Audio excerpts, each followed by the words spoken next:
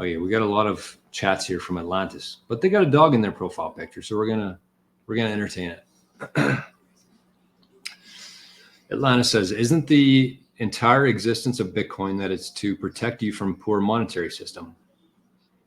Yeah, I would say so. As in, money printing is expected, which higher inflation is to come soon. This isn't a good thing. Continued. Who's buying Bitcoin at 75K? Are you? Yes. Of course. I'm not buying one Bitcoin, but every time I have any sort of fake money, I exchange it for real money. Or large companies, honestly, I'd like to understand the Bitcoin correlation to inflation. When inflation was at its peak, Bitcoin, well, I mean, it also depends what you're using for your inflation metrics.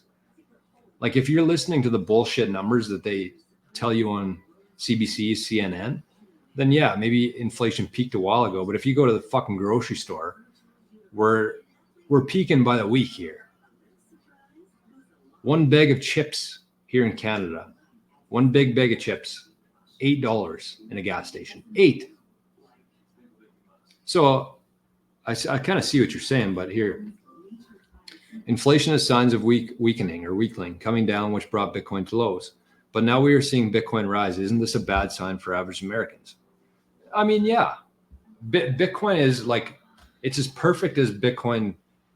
It's as close to perfect as it can be. It's not going to disperse perfect equalization between everybody. Nobody ever said it was going to. The whole point of Bitcoin is to remove the central banks, to separate money from state, to get rid of the central banks. That's the whole point of Bitcoin. And it's the central banks, it's a small group of people who got us here with inflation because they had access to a money printer. With fiat, with centralized monetary systems, with central banks, they create money out of thin air. They don't even have to fucking print it anymore. They just add zeros on their computers. That's the problem. That's the problem. And with Bitcoin, you cannot print Bitcoin. Trump can't print Bitcoin. Vladimir Putin can't print Bitcoin. Michael Saylor can't print Bitcoin. That's not the point of it. And I hope Atlantis is still in the chat here. But what else was I going to say on that? It's bad for the average American who are saving in fiat. If you're either holding your money in fiat, your savings in fiat, or if you don't have any savings, yes, it's going to be very bad for you for a while. Bitcoin can't cure everything.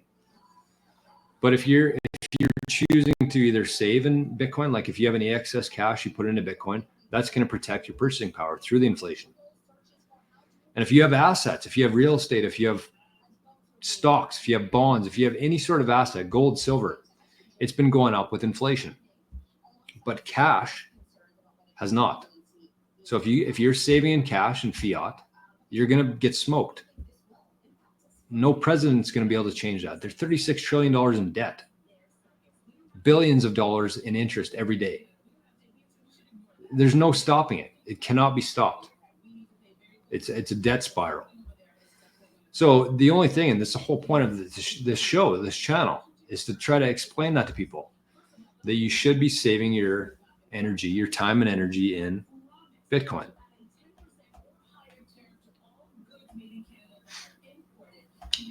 Kyle, nation state adoption it's not even close to priced in yet. It's not even close to being priced in yet at all. Stephen Curran. I thought it was Steve Curry was in the house today. Or is it Steve? Steve Curry? No, who am I thinking of? Steve Curry. Stephen Curry. Who's the basketball player? I don't know. That looks like an NBA